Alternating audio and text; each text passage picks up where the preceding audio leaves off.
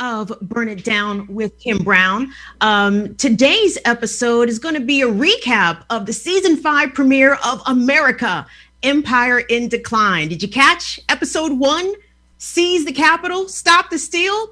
We'll be back with a show recap right after this word from our pastor.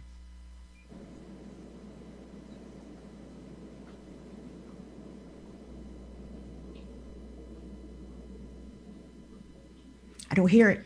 I don't hear it today. From now on, when Lincoln got in office, prior to Abraham Lincoln, the government in this country said it was legal to hold Africans in slavery in perpetuity. Perpetuity is one of the University of Chicago words. That means forever. From now on, when Lincoln got in office, the government changed. Prior to the passing of the 13th, 14th, and 15th Amendments to the Constitution, the government defined Africans as slaves, as property, people with no rights to be respected by any whites anywhere. The Supreme Court of the government, same court, granddaddy court of the one that stole the 2000 election, Supreme Court said in its Dred Scott decision in the 1850s, no African anywhere in this country has any rights that any white person has to respect at any place, anytime. That was the government's official position, backed up by the Supreme Court, that's the judiciary, backed up by the executive branch, that's the president, backed up by the legislative branch, and enforced by the military of the government. But I stopped by to tell you tonight that governments changed. Prior to Harry Truman's government, the military in this country was segregated. But governments changed prior to the civil rights and equal accommodations laws of the government in this country. There was back segregation by the country, legal discrimination by the government, prohibited blacks from voting by the government. You had to eat in separate places by the government. You had to sit in different places from white folk because the government said so. And you had to be buried in a separate cemetery. It was apartheid American style from the cradle to the grave, all because the government backed it up. But guess what? Governments change. Where governments lie, God does not lie. Where governments change, God does not change. And I'm through now. But let me leave you with one more thing. Governments fail. The government in this text comprised of Caesar, Quirinius, Pontius Pilate, Pontius Pilate. The Roman government failed. The British government used to rule from east to west. The British government had a Union Jack. She colonized Kenya, Ghana, Nigeria, Jamaica, Barbados, Trinidad, and Hong Kong. Her navies ruled the 7 seas all the way down to the tip of Argentina in the Falklands. But the British government failed. The Russian government failed. The Japanese government failed. The German government failed. And the United States of America government, when it came to treating her citizens of Indian descent fairly, she failed.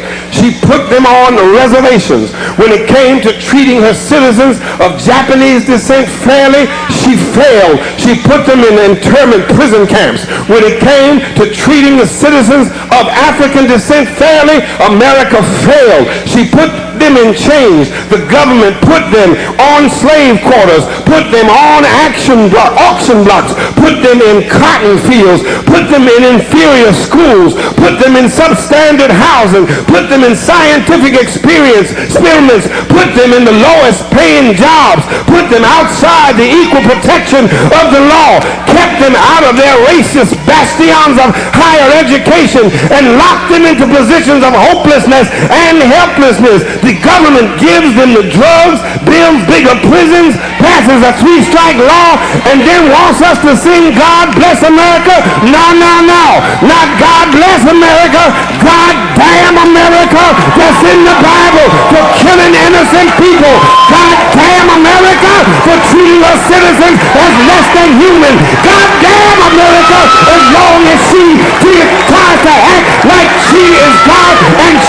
supreme. The United States government has failed the vast majority of her citizens of African descent. And that are all the reasons why I am not shedding a single tear for the so-called desecration of the United States Capitol. There are significant portions of this country that are like, wah, this is not America. This isn't the America I know. Well, Reverend Jeremiah Wright just outlined the America that me, my ancestors, and my community, that's the only America we know. So when the white supremacists came to the U.S. Capitol at the direction of the Grand Wizard himself, Donald Trump, I could give a fuck if they tore up Congress. All right. This is the Burn It Down with Kim Brown show, everybody. I'd like to welcome y'all, and we're about to get right into it. Okay. I want to welcome my guests that are joining me today. I'm so very honored to have them back on the show. They are very courageous, tenacious, and incredibly resourceful street journalists out here. Welcome, Sean Michael Love from Black House News, and photojournalist and regular journalist Chuck Modiano back to the program. Gentlemen, thank you guys so much for making the time, and thank you both for your very courageous and dangerous work, and I appreciate y'all being here today. Thank you for having me. Great to be here. All right, now, as I was telling y'all before we went live, first of all, shout out to Reverend Jeremiah Wright. Okay, Reverend Wright just laid it out for us as he had done lots of times beforehand. But when I hear his words, especially witnessing what we saw this week and the reaction from what we saw this week and how you guys have been telling us for weeks and for months that DC police have been placating these racist mobs that have been coming now to the nation's capital for a while. They have been allowing them to maraud. They have been allowing them to assault citizens, street defenders. They have been allowing them to attack them, stab them, beat them, tase them. And all of a sudden, the police response was completely flat-footed against this mob of thousands. Sean and Chuck, I know you were both out there even before the morning of January 6th. So Sean, I'm gonna start with you because I want to say, well, you are courageous, but I think you're a little crazy too to be out there with all them angry, armed, racist whites, sir. So talk He's to crazy. me. He's completely crazy, right? talk to us about what you saw, and most importantly, I want to know from you, Sean, what was different about the crowd on January 6th that had been different from the crowds that we had seen in December and in November also? Right. Thank you so much, Kim. And yeah, you got to be a little crazy to, stand up for justice and freedom in this country. Okay. So I think it was important to be there and document the experience from the Black perspective. So someone had to do it. And I knew, despite all the advice and all the fears that, if it doesn't get told this way, then it won't get told. The crowd this time was way more charged. You saw a passion and fury from the orders that they got from this president. This president immediately told them, hey, you need to go to the Capitol and stop this steal and stop the election. So they were activated and motivated. You remember back in November, he told them to stand, during the presidential debates, he told them to stand back and stand by. Well, now he was giving the next orders to go charge. While we were in the crowd, you can hear them yelling, charge, charge, yelling 1776, kind of going back to that idea of this is their revolutionary moment for them to take back their country.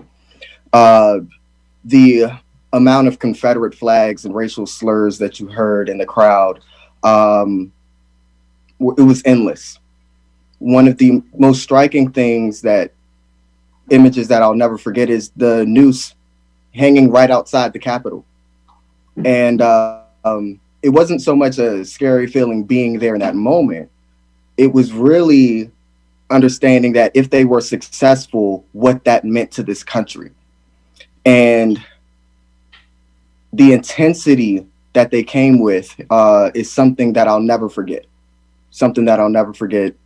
And we shouldn't have been surprised. We knew they were going to come in force, and they did so. Chuck, you were out there wearing your white man's disguise, able to move to and fro pretty freely, Yes.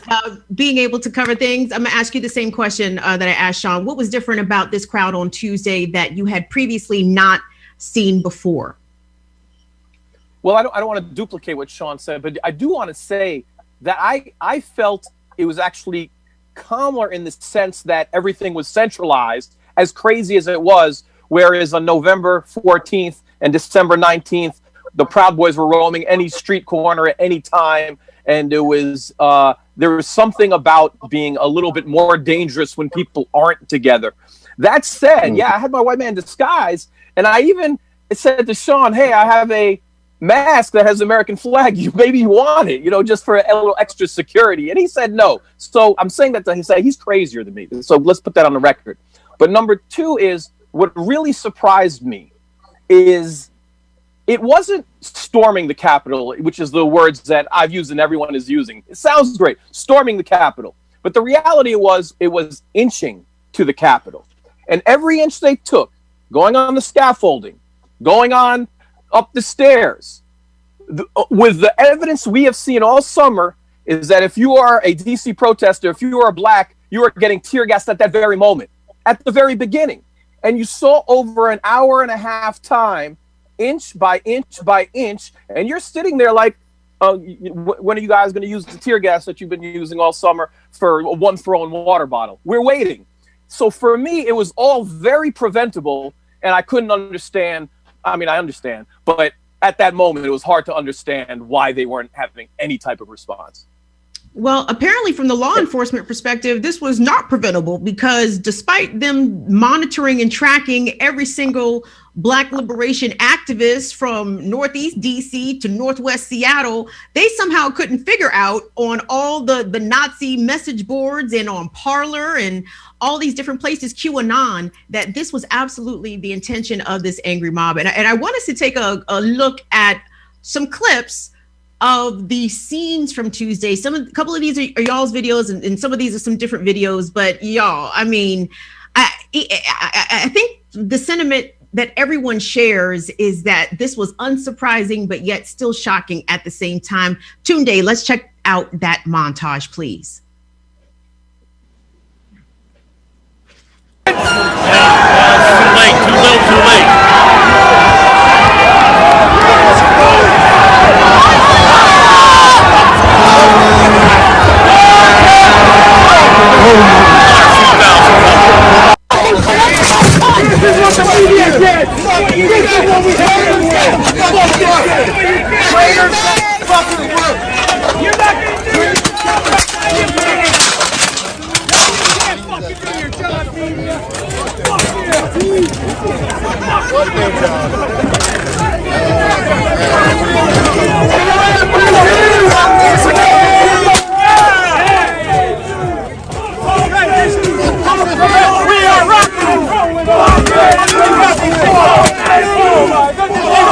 This is our motherfucking streets from the real media network.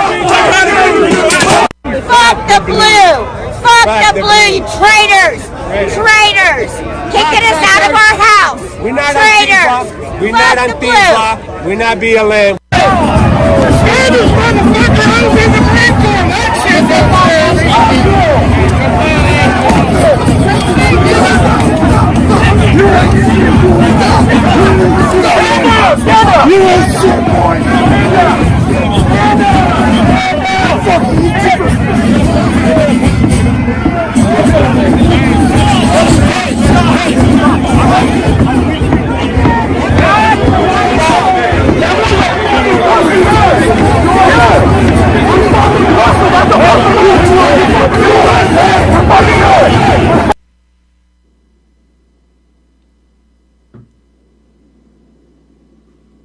Patriots!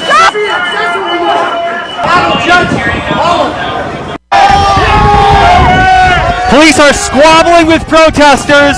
Oh, there we go.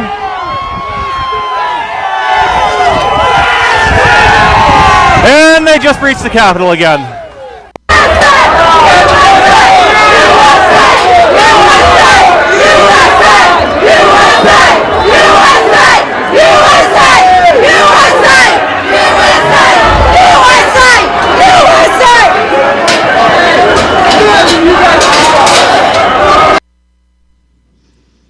incredible pictures there. And, you know, gentlemen, like the big conversation has been, well, if this was Black Lives Matter activists, if these were a large group of Muslims gathering, massing at the foot of the Capitol, U.S. Capitol steps, the police response would have been much different, which I think pretty much goes without saying. But I feel as though that a lot of this is that conversation, that part of it is kind of missing the point. I mean, there is no rhyme or reason to how white supremacy operates. So, of course, logic would say that the U.S. Capitol Police Force, with 2,300 personnel, with a $500 million annual operating budget that just received an additional $50 million in this last congressional spending bill, of course, they should have the intelligence and the apparatus and the personnel available to deal with this crowd. But it almost felt as if that these people were given carte blanche to do exactly what they did. Sean,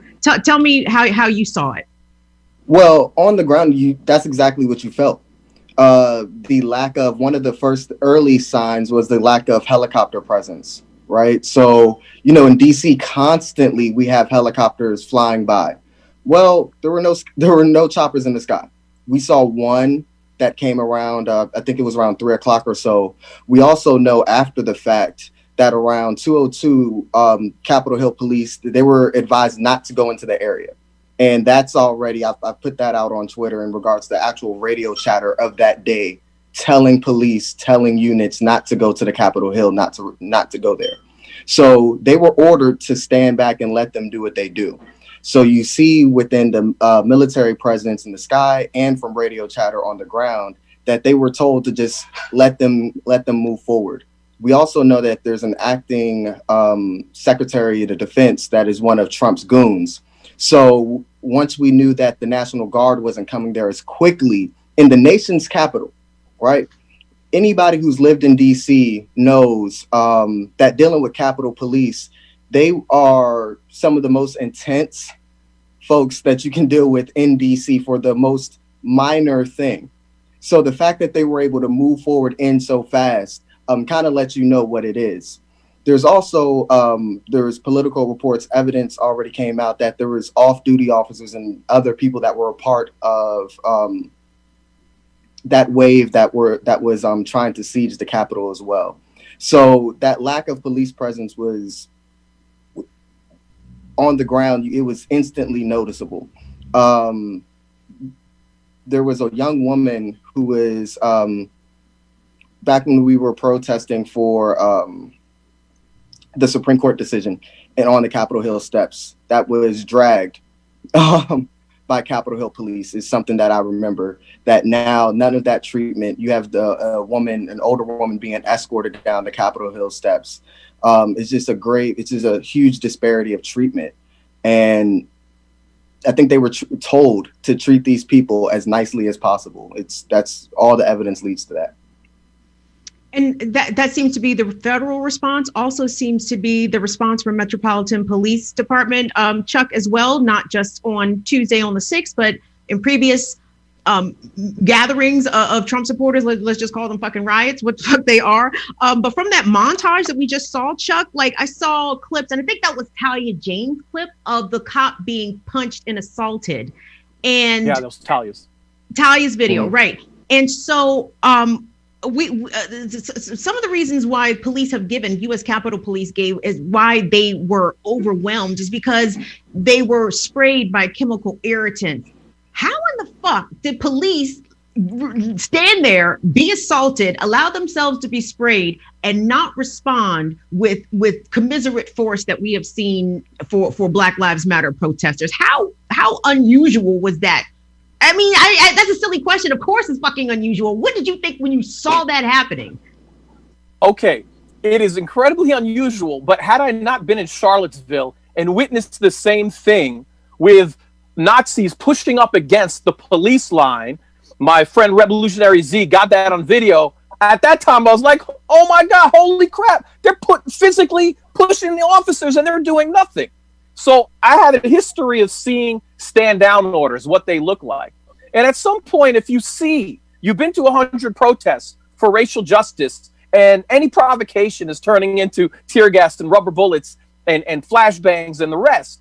And the only time you're seeing restraint is when it's white supremacists, Nazis, and Trumpers. At some point, you have to say they're on the same team. And we have evidence, not just what Sean mentioned, but evidence of fist bumps, evidence of here, red carpet, walk this way. You could look at the videos.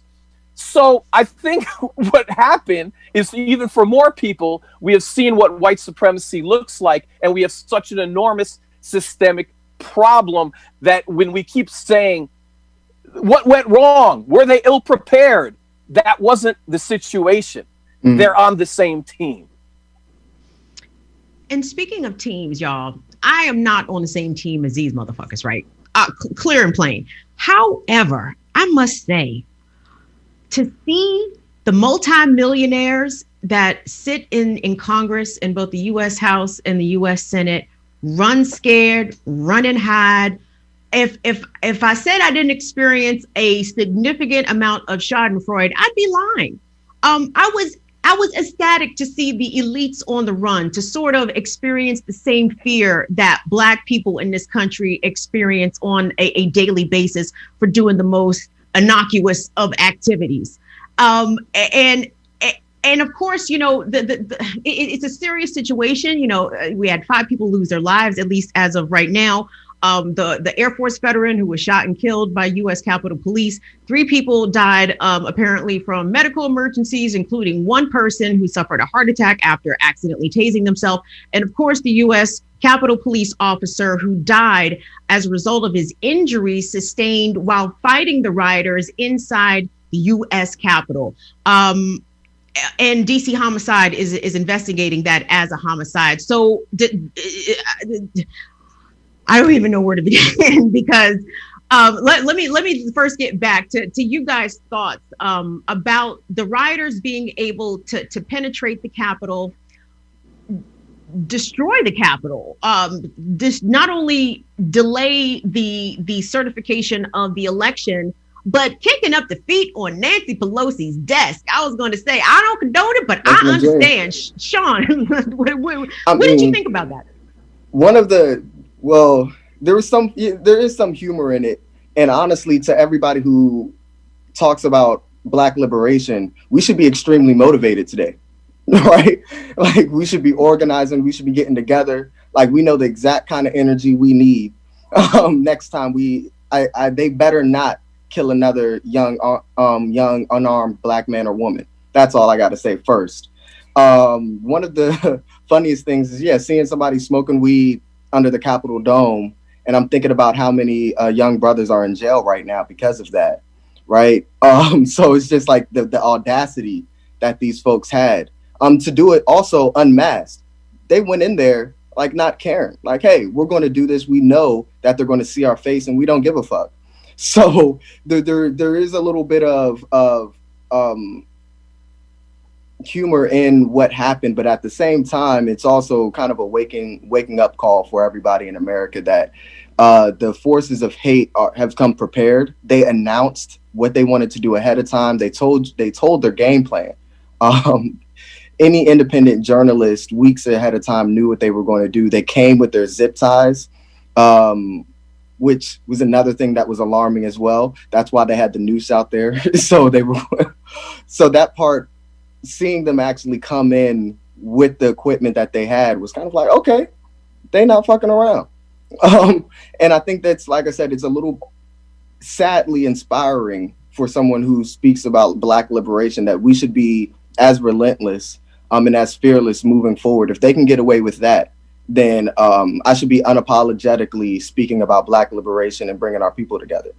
Mm-hmm. Chuck, you know, we saw members of Congress being, you know, squirreled away into their very private secret bunkers. But, you know, DC is a city where there's a lot of essential workers. A lot of essential workers work in the federal government complex. They work downtown. They work in the hotels. And I was so scared and concerned about them upon leaving work or attempting to leave work and encountering a mob of thousands of charged up fucking racists. What is the sentiment? What is the mood in downtown Washington? Not only that night, but what has been the mood in the couple of days since we've experienced this tumult in the nation's capital? Well, I want to take your question and then you go back a little further, because you talked about the essential workers being at risk.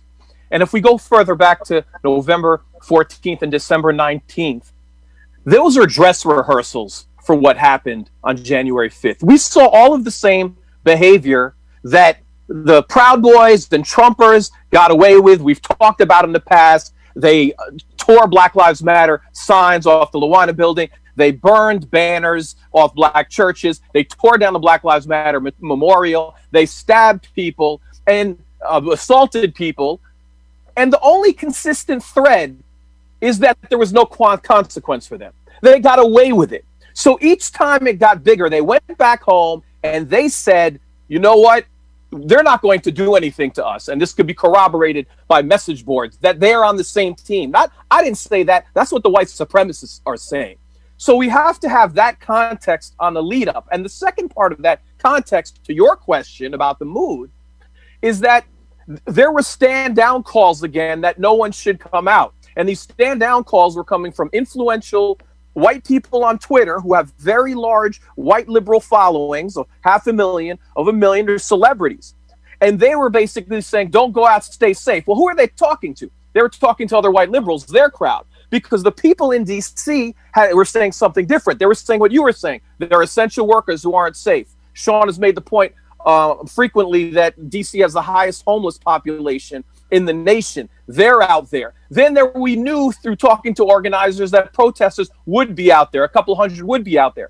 So when someone says, don't go out, stay safe, and your audience is a white liberal audience, what you're really saying is, be safe, white liberals, and abandon those black people, black residents, and protesters of all races who are out there sharing the risk to help get liberation. Exactly. Let me ask, go ahead. Were you going to say something, Sean? Well, yeah, I just wanted to chime in on that exact point about why the disappointment that I have in all the white liberals of DC. So what you, by staying in your house, and saying, yeah, let them have it, is you're leaving the most vulnerable people even more vulnerable in the darkest time of our nation. And I was advising and warning of this beforehand, and what DC became, again, was a sundown town once again. That if you were Black, brown, LGBTQ community, if you were a part of the houseless community, you were not safe on the street. And activists came together to try to make sure they kept those folks safe. But at the same time, those white liberals that called themselves allies back in June, y'all didn't answer the call again. And a lot of people were once again left vulnerable. So every white liberal in DC should feel a lot of shame today. In addition to Mayor Muriel Bowser and the brand new absolutely right. newly sworn in police chief, Mr. Conti, Chief Conti. And because I was really curious, Mayor Bowser's advice, knowing that this rally was coming to town. And by that time, even before the January 6th, she had to know or have an idea about the numbers that were coming to town. These motherfuckers flew here. They drove here, right? I mean, it wasn't a secret, like you all said. But her advice to residents was avoid downtown. Stay home, which was, again, very privileged advice to give. What you going to do? Call your boss and be like, well, Mayor Bowser said I can't go downtown. But it's almost like downtown was ceded to these racists for them to do whatever the fuck they want to do. And I mean, that must be the impression that district residents are getting, that when the Klan comes to town, we got to stay in the house because the Klan gets to do whatever the fuck they want in Washington, D.C., while Metropolitan Police just stand by and give them fist bumps as they walk down the block. I mean, who is there anybody in DC leadership that is out there telling the truth that y'all are aware of? And if there aren't, what do y'all have to say to Mayor Bowser and Police Chief Conti about how they handled this shit? Because they didn't fucking handle it. But excuse me, go ahead. Chuck, you want to go first? Sure, it don't matter. Okay. So, Mayor Bowser has been, saying one thing and doing another for a long time, since painting Black Lives Matter on the street shortly before people got tear gassed and shot with rubber bullets on that very street. In this case, what we're seeing right now, and I watched the press conference, is a lot of, well, we couldn't do this because the Capitol Police said that, and they're talking about a lot of administrative logistics, right? Here's the problem with that, and then there are a lot of problems. If that were the case, if MPD were somehow different than the Capitol Police, we would have seen that behavior in November 14th and December 12th. But in fact, we saw the very same behavior, whether it was the Capitol Police or whether it was MPD. In every single scenario, the Proud Boys, the Trumpers had their way. If you recall back in December, what did they section off? They sectioned off Black Lives Matter Plaza. You couldn't get in and out. But if you went to Freedom Plaza, where all the Trumpers were at and the Proud Boys were at, they walked freely amongst themselves. No hindrance or anything. And I want to talk about that last point 1 second. I think it's significant that you have the Proud Boys and the 3%ers and other white supremacist groups walking right next to maybe your regular Trumpers who are just Republicans and Trumpers without any repudiation. This is not, this is something new is what I'm saying. If you went 10 years ago and you saw white supremacists walking next to Republicans at a George Bush rally, those George Bush Republicans might have said, hey, you know what? Don't walk next to me. And I have no love for George Bush, so don't mistake what I'm saying. But what I'm saying is the convergence of white supremacists and an entire Republican Party in the same space is something that should concern everybody who's fighting white supremacy. And the only way to fight that is to come out in greater numbers, not say to stand down. So I'll let Sean hit the Bowser points, but I think we have a serious crisis ahead of us. Right. The problem with DC and the people of privilege in this town is they are talking about what to do from an elite standpoint in their home.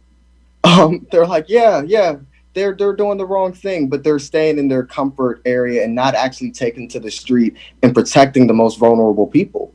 And I think that's the problem from the very beginning, that her painting the street, making the mural, was just a symbolic gesture. You're going to have another symbolic gesture tomorrow about people coming together saying, yes, we're going to stand up against this hate. There was a group in front of the Capitol today calling for impeachment.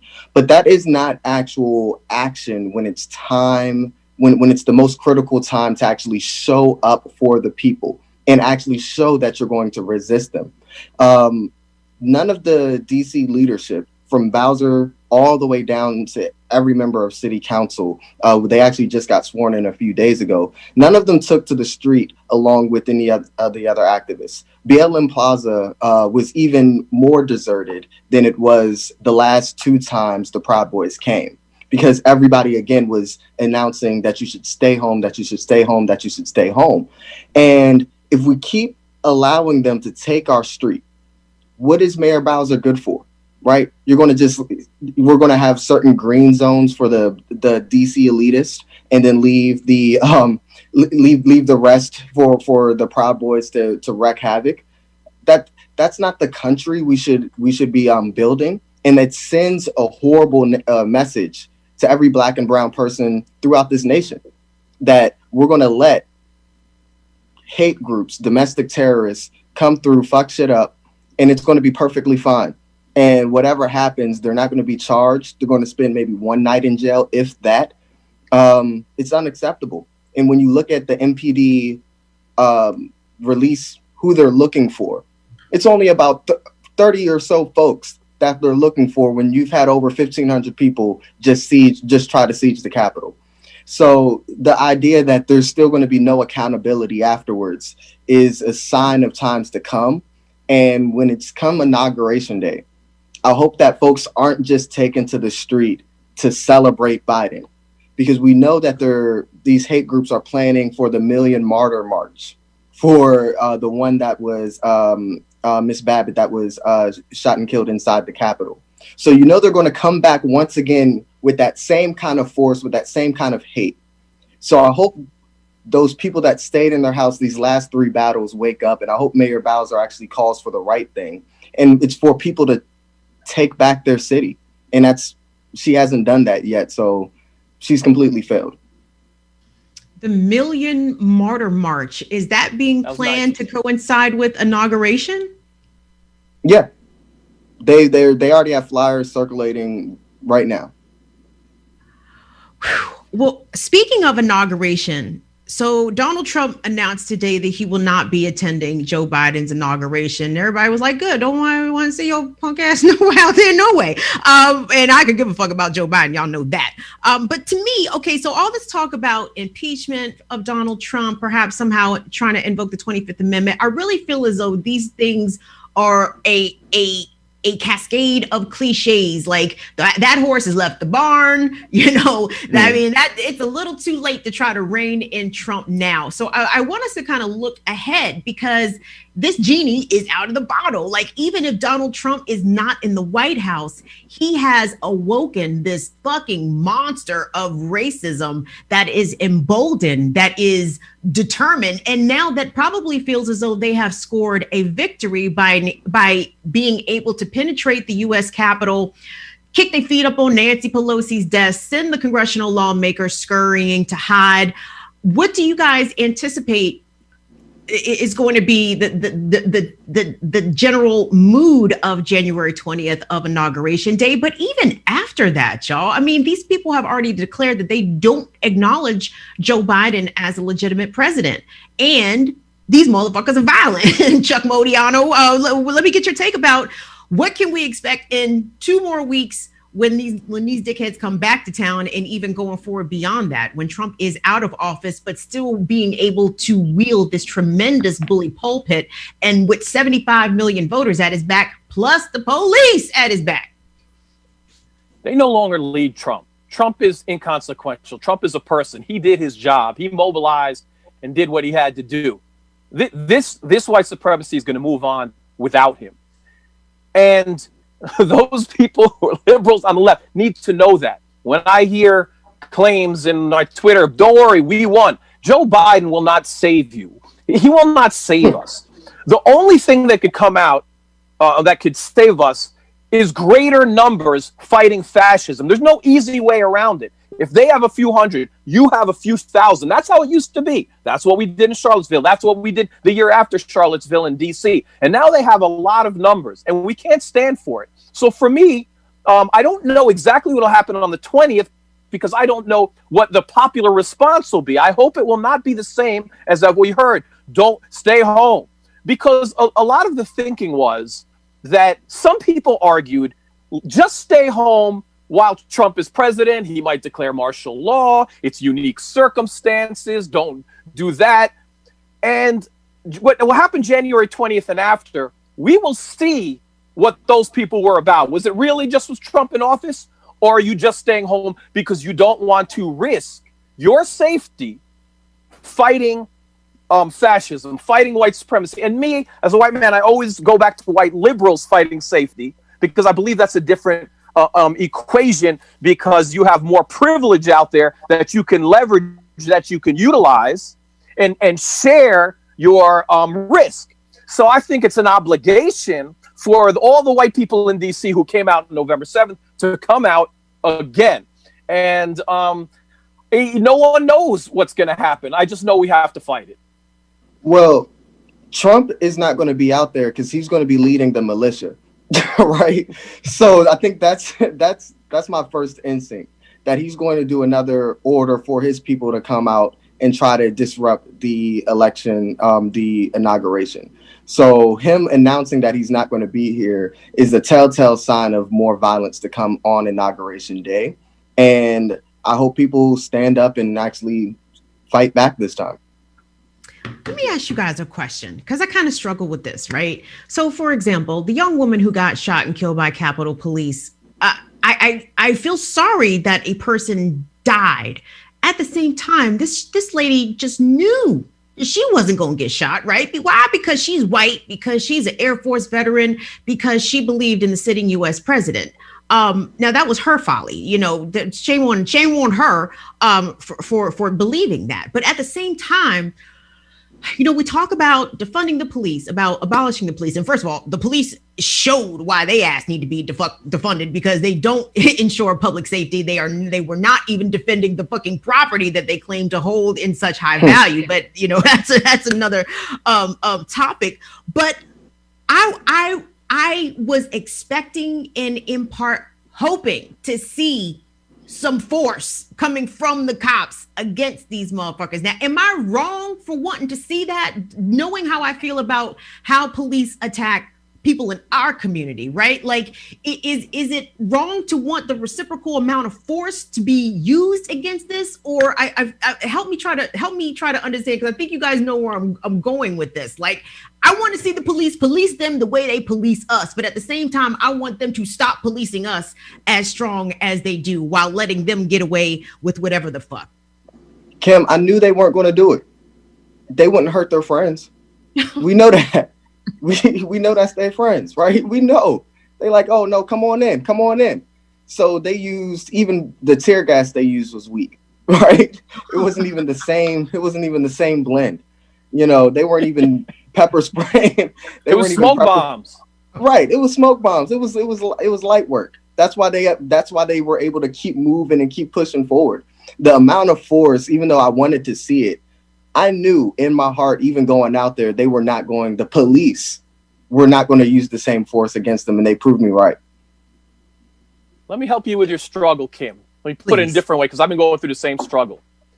What I really want is for them to be abused in the same exact way, so then that they have the same exact feelings that we see from Black Lives Matter protests, DC protesters in the street. And I actually saw some of that, even though they got 10% of the oppression. We were hearing a lot of similarities from Trumpers. Fuck the police. This is bullshit. Our First Amendment rights that I'm hearing at racial justice protests. I even went as far to try to dialogue with a couple of Trumpers, because I wanted to make inroads to say, hey, do you know this is what Black people are dealing with every day? Does it make you a little more sympathetic? I was trying to have some dialogue, and it was unsuccessful. And I'm going to tell you why it was unsuccessful. They don't see themselves as lawbreakers. They don't see what they did as breaking the law. They saw it as their right. Whereas the same people who always tell me in Twitter, if you commit the crime, do the time, it didn't apply to them. And that was such a weird dynamic that I'm trying to make headway. And the last point I want to make, because it hasn't been talked about enough, is the curfew. The curfew and the lack of response after the curfew. If you go back to post-George Floyd protests, in the first 4 days, there were 437 individuals arrested, over 300 by curfew. And why did they do that? They did that so they could have surveillance over those 300 some odd people and ID them and match them up later and look at photos for crimes. If there was ever a situation to arrest people in mass, 200, 300, 600, 1,000 in a kettle, it was yesterday. And that was MPD, by the way. They could have done that. They could have held everyone. They could have ID'd everyone. And now, as the great hunt goes online to find the ID the perpetrators and bring them to account, that incredible opportunity that we've seen on the streets of Black Lives Matter was not implemented at the Capitol. And that was intentional too. They said they didn't do mass arrest in DC. The audacity for them to make that comment. Oh man. I was hot. Well, listen, when Mayor Bowser announced that curfew on Tuesday, I said, oh shit, everybody Black on the streets is about to get fucked with by the cops. They're going to somehow walk past all of these thousands of Trumpers out there breaking curfew, and they're going to find Jamal out there on Georgia Avenue and put him on motherfucking handcuffs. I knew that was some bullshit, that whole curfew shit. But Chuck, I want to get back to your point about how the FBI is now help us find Billy Joe Bob and the rest of these motherfuckers, which to me is pretty stunning. But who some of these people are is maybe stunning, maybe unsurprising, depending on your perspective. Tunde, let me get that tweet up if we could. So the FBI, while doing facial recognition, cross, et cetera, what they discovered is that there are a number of elected officials, state elected officials who were out there. And they include State Delegate Derek Evans from West Virginia. Also, if we could stop moving it, please. Senator Doug Mastriano from Pennsylvania. Representative Terry Lynn Weaver from Tennessee. Assemblywoman Ann Black from Nevada. Representative Mark Fincham of Arizona. Senator Amanda Chase of Virginia. And there are others. You know, gentlemen, you have been out there witnessing these rallies, these riots, these demonstrations. I mean, fuck them. They're not demonstrators. Fuck them. Rallies, these Klan rallies, these riots. And the outside perspective seems to believe that these folks are a bunch of poor white people from Appalachia who are disenfranchised economically, who somehow are so easily manipulated in their minds by the rhetoric of Donald Trump. But these people are elected officials. We've seen also reports of people flying into Washington, D.C. to attend this rally in private jets. These are not poor white folks out here, gentlemen. Let me get your take on the demographics beyond white, but what kind of white folks are there out there that were out there on Tuesday? Sean, let me start with you. No, these are well-funded individuals. We know the far right got the money, right? For some reason, hate groups are really well-funded. They were staying in the hotels like the Hamilton, the Hay Adams. They had enough money to book up all the hotels downtown. And we all know in D.C., the downtown hotels are the most expensive. So they were able to pay for those rooms. You saw them gathering in hotel lobbies, having drinks and champagne afterwards, without mask, of course. So no, these folks clearly have money. And also the state representatives as well. This also shows the effects of gerrymandering across the city that allowed hate groups to infiltrate all throughout the country and gain a foothold in several rural areas. And now they're here fighting for what they believe in, which is Trumpism, which is synonymous with Nazism. Chuck, beyond conservatives, what kind of white folks are these out there at these demonstrations, these riots? Every single type of white folks. First of all, the charge is not only wrong, it's classist as well. When you look at who voted for Trump back in 2016, every single white subgroup voted for Trump.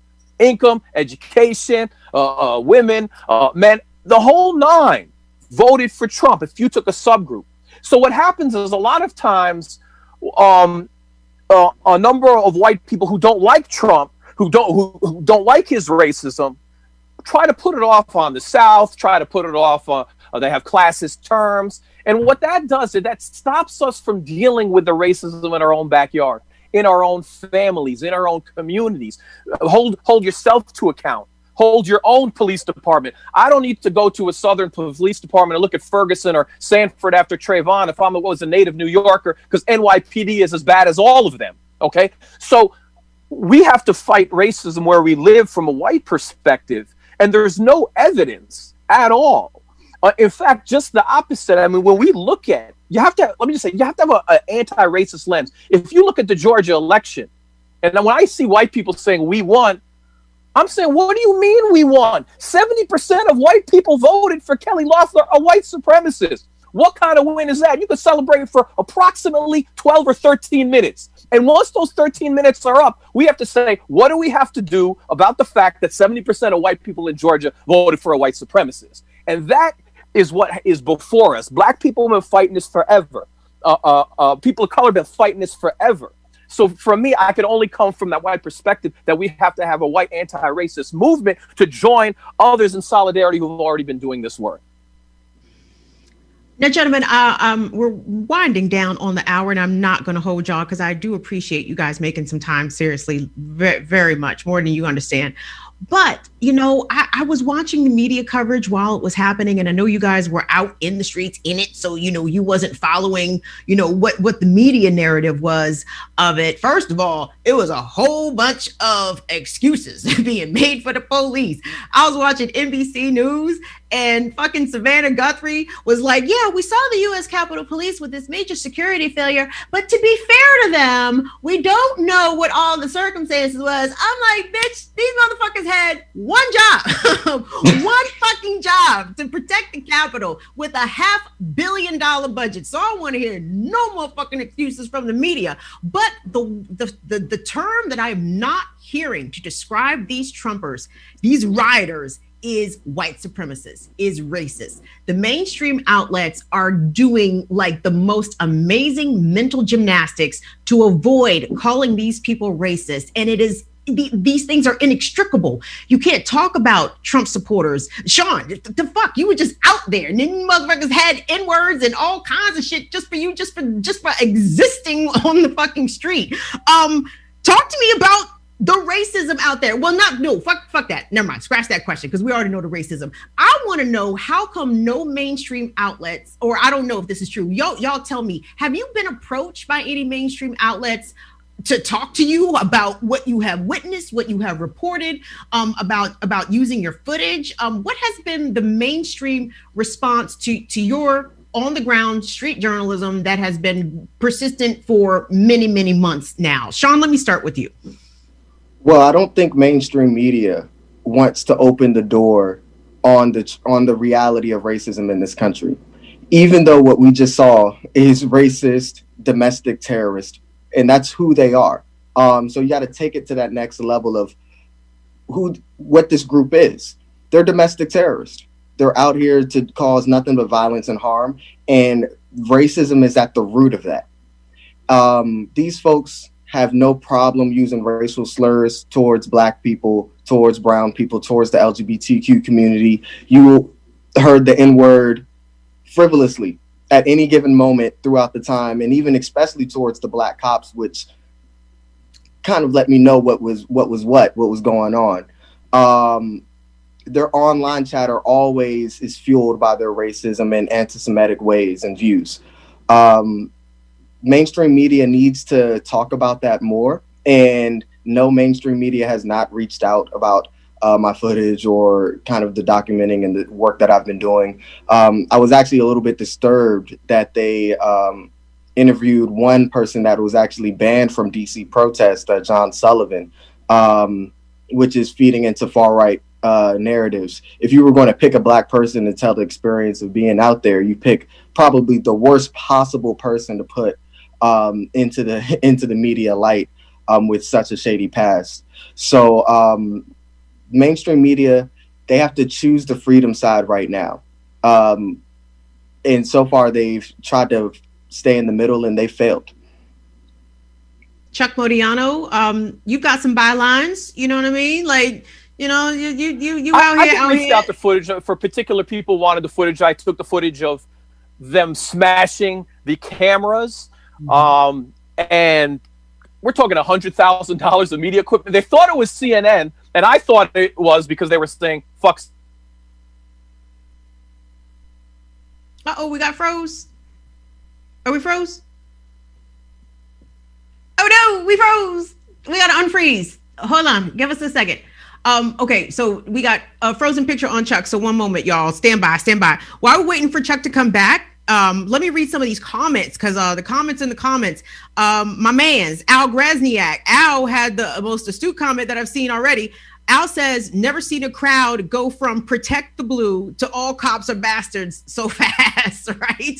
As soon as the cops refused to do what the racist white said, it was fuck the police, right? Coming straight out of... Possibly start a fire, and the fire went out in 2 seconds, in less than a minute. There was no fire. And Joshua Williams is still in jail, and Ferguson was 6 years ago. This is the penalty that happens when a young Black 19-year-old is having a cry for help and lights a little fire that goes out in a minute.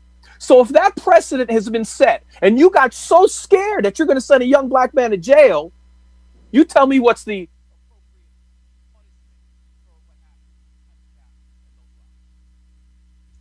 Chuck, we lost you for a moment. Are you able to hear me now? Okay. All right. So we're having a tiny bit of technical difficulties, guys. So stand by. Okay. Hold on, guys. We're going to come right back.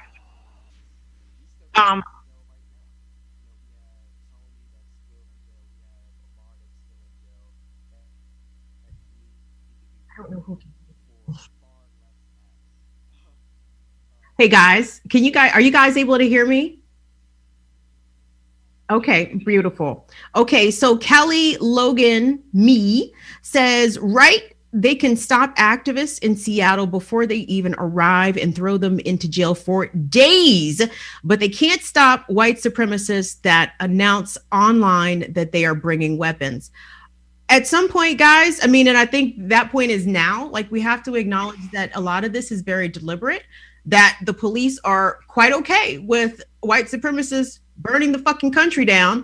But when Black people show up en masse along with our allies to protest against Jacob Blake getting shot in the back 7 fucking times for minding his fucking business for all intents and purposes, and no charges will be filed against the Kenosha police officer who shot him. But we're the thugs, right? We're the violent ones. We're the ones with problems and who don't know how to act. Listen, these white supremacists shed more tears for the Target in Minneapolis when it got looted after George Floyd's murder than they did for the U.S. Capitol. It's something that they allegedly revere and hold in high regard. So, you guys, I need us to understand that we have to stop trying to make sense of this, because racism doesn't make sense, right? Racism, by its very nature and definition, is illogical, because no race is more superior than the other. Period. Point blank. I mean, maybe some things, but overall, no. Some people do things better than other people, but nobody is superior.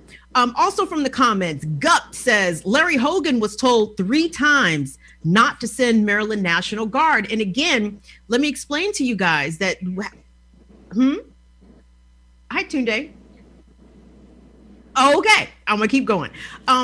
What's interesting about how the investigation behind, like, Mayor Bowser yesterday at her press conference was like, we're going to get to the bottom of this. We're going to understand why there was such a failure from law enforcement. Okay, we might be able to do that for Metropolitan Police, but U.S. Capitol Police are not subject to FOIA requests, meaning that any investigation conducted into what happened with the U.S. Capitol Police national security fucking failure at the U.S. Capitol, we are never going to actually know. Only Congress can investigate the U.S. Capitol Police, and whatever they find out and they decide to release to us is the only information that we're going to get. So truth be told, we are never really going to know why this actually happened. And the U.S. Capitol Police Chief has announced his resignation.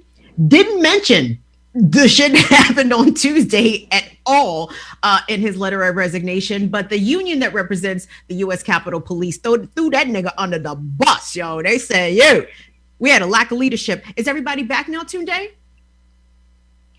Sean and Chuck, can you hear me? There you guys go. Oh, y'all got switched up on us. Chuck, I want to please. You gave such a brilliant answer and it got cut off. If you can recall, I'm sorry, so sorry to ask you to try to repeat or recall what you said, but I think it's very important that everybody. I can recall. Please. I can recall. His name is Joshua Williams. He was 19 years old. He was in Ferguson, and all he did is he lit a match that went out, and it was at a store, and it was caught on camera. And they put him away for 8 years. They locked him up for 8 years. Ferguson seems like a long time ago, but Joshua is still locked up right now, and I can give information how to help. And it's really sad. And if you looked at the arson cases at the time, we started looking at them, it was a probation offense. But they felt Joshua's black skin, used him as a symbol, scapegoated him, so they can scare all protesters. And it was really, really messed up. But we have a precedence.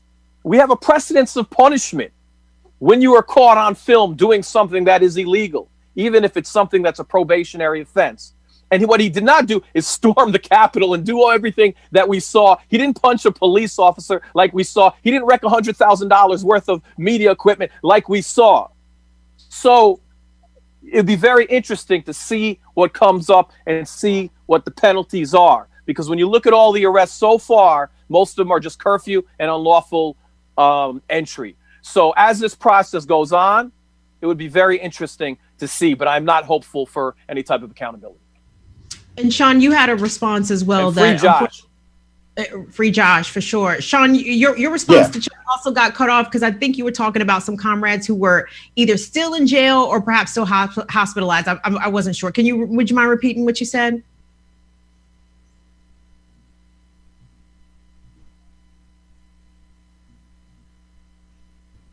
Where'd everybody go? For far less egregious things than we just witnessed. Am I there? Yes, go ahead, honey. I see you. Okay, yeah. So we still have two DC protesters, Tony and Amar, that are still in jail right now from far less egregious acts than what we witnessed yesterday. All throughout many Black and brown people's lives, we've been harassed for much less all throughout this nation. So for these acts to go unpunished is a sign of the times and it's a lifting of the veil of this country that we're living in. And I think it's really important for people to wake up and realize that it's not time, just how racist and these hate groups and these domestic terrorists aren't fucking around. It's time for us to stop fucking around and realize what's going on and start fighting for this change unapologetically. The fact that we still have brothers that are in jail for misdemeanor crimes for weed, and then you got these domestic terrorists smoking weed in the Capitol Dome. Free them all immediately, right? So not only do we want justice for what we just saw, but everybody that's in jail right now for far less needs to be freed. And we need to really be aggressive and unapologetic about advocating for that. I think that's a perfect place to leave our conversation. I'd like to thank my guests, very courageous, very determined, fearless journalists out here, street journalists. Let me tell you something. What Sean and Chuck are doing, CNN and them niggas wish they could do, okay? MSNBC, they wish they could go out there and stand up like y'all stand up and endure the abuse that y'all have endured. And still, it is your unflinching determination to bring us the truth, to bring us the unvarnished truth, to bring us the very raw and real truth, which is why I am so very appreciative and indebted to the work that you do. So everyone that's watching, please send Sean and Chuck some money. Send them some money today because they deserve it. I'm not on the Real News no more, so I can say it. Send them some money. They got their cash stuff up on their social media accounts. Drop them some money because this is dangerous work that they're doing it, and they're doing it for our communities, for us and our allies. So I'd like to thank Sean Michael Love from Black House News, photojournalist and writer Chuck Modiano for joining me today on Burn It Down. If y'all are up to it, we can talk again in 2 weeks after inauguration to see how that goes. Do it. Let's do it. I appreciate it, y'all. Thank you guys. Thank you guys very much. Hey, King, thank you all in the chat. I see the numbers have went up. Thank you to our dear Genevieve, who has been manning the chat. I got some other comments here. What else? Oh, hi, Afra. Afra says the caucasity of the audacity of it all. Yes, the caucasity of the audacity. I like that quite a bit, Afra. Neston Gonzalez says USA showed its true color for the world to see. Hey, if we have any viewers that are watching from abroad, you already know what I'm about to ask you. Please send help. Please send help. I got some girlfriends who are looking for some abroad husbands so we can get the fuck up out of here. Send help. Jesus, for God's sakes. Human Love Solidarity says, taking cues from crazy Trumpers is silly. Mobilize daily. Okay, that's fair. That's fair. Also from the comments, we have Cryptician. Cryptician says, I don't think we can stop or prevent a civil war from happening at this point now. We are just way too far gone in that direction now for anything to be done that could hold that back from happening. I have to say, I think that's a real possibility. And I also think that those people that were out there on Tuesday were totally prepared for that. I think part of the reason why law enforcement held back from using deadly force is because they knew a lot of them motherfuckers in the crowd was carrying, them people run drills in the woods every other Saturday, just practicing for some shit like this. They was waiting for the police to blast on them so they could blast back. So I agree. Angela Nicole Walker, is this the Angela Walker? Well, it's a Angela Walker. Hello, dear. Angela Walker says, perfectly said, Kim. Thank you, dear. I don't know what I said, but I appreciate you appreciating it. Hey, gang, that's my time. Do me a favor, subscribe, share, do all that good shit. We almost there to 1,000, so we're going to keep rising to the top as best as we can. We're going to keep bringing you these real fucking conversations that you're not going to see on your favorite MSNBC show. It's just not going to happen. You think Van Jones is going to get up here and talk all this shit? Absolutely not. Anyway, we different kind of people. But anyway, thank you guys so much. Don't forget the coronavirus is out here definitely jumping on people. I do not want it to jump on you. Please stay in the house as much as you can. Wear your mask, wash your hands, social distance. Have a great weekend. We will see y'all on Tuesday. See you later. Bye-bye.